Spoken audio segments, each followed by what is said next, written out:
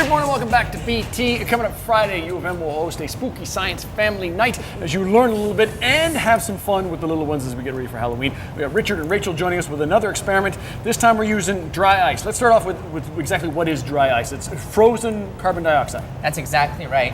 So dry ice is the solid form, so it's just carbon dioxide, the same thing that we breathe out, basically in the solid form. How cold does it have to be to freeze carbon dioxide? So this is actually minus 79 degrees Celsius. So if you hold it with your skin for too long, it will actually burn. So that's why I have this glove on, so it doesn't burn my skin. Does that mean, is that why when we breathe out in winter, it starts to turn into steam?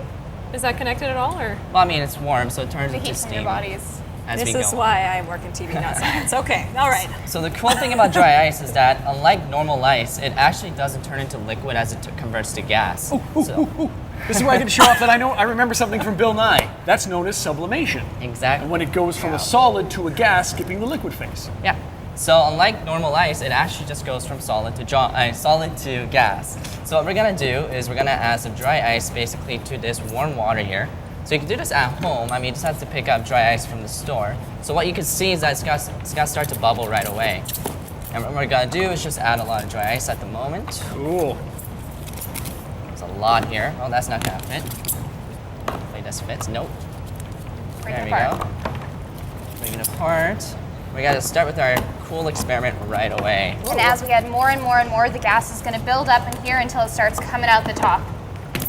And that's just carbon dioxide. Just carbon dioxide gas. Cool.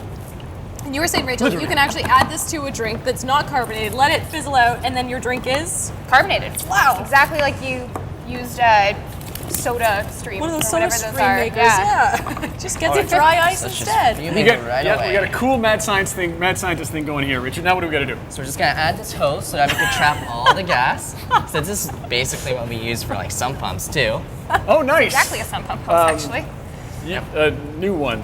New one, I New promise. One, a new one. Yeah, that's right. So we're just getting this just cloud of carbon dioxide come out as it turns into gas. So what we're gonna do now is we're gonna dip this into a soap solution. So it's just Dawn or dishwasher soap that we can just have. And if we do this properly, it will form a gas as it comes out. Bubble.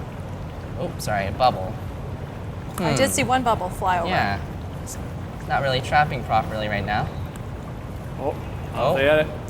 There we go. So you can see these bubbles will just stay on. Can I touch it? Yeah, Pop you it. can, and you can pop it. Turns into gas. And if this works properly, we could get you to put on the cotton gloves. Okay. And with the oils in your hands, the bubbles are going to pop immediately as you touch it. But hopefully with the cotton gloves, you'll be able to actually hold the bubble. Nope. Let me just Okay. get this right. Oh no. Oh, That might not no. work anymore. There we go. There it is. Oh, yeah. Oh. Held it for a second. How do you guys even come up with this stuff? Like, where does this idea come from? So what? I'm thinking YouTube? madscience.com. Mathscience. It's amazing. It's just Crazy. basically carbon dioxide just getting trapped in this soap bubble. So that's why it creates this cloudy gas mixture that we could actually use. And Richard, you mentioned the good soap stuff because it's high in glycerin, right?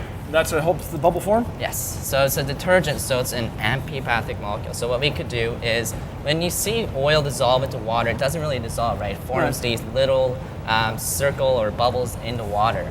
So what's going on is that detergent, because it's basically, it could dissolve in water and associate with fat, so that's why it forms these little circles. Right. Amphipathic, you said? Amphipathic. Let's see what Amphipathic. Yeah. There you go. That's the word of your day, kids. If you can work that There into we go. breakfast somehow, Oh. 2 points. Oh no. Okay, so Friday night, not only are we going to be dazzled, but we might actually learn a little bit of something too. You bet. We already did amphipathic, sublimation. We're learning. We can't stop learning. I learned that I don't know anything about science. Friday night, 7 till 10 at the University of Manitoba in the Engineering atrium. Totally free for families. Come on down, check it out, and pick up some science language along the way. How many times are you going to say sublimation? today? Sublimation. And what does it mean? It's when a solid turns into a gas without going to a liquid. There you See? go. There we yeah, go. scientists already. Everybody's you. learning. Gonna take a break. There's plenty still to come today on BT.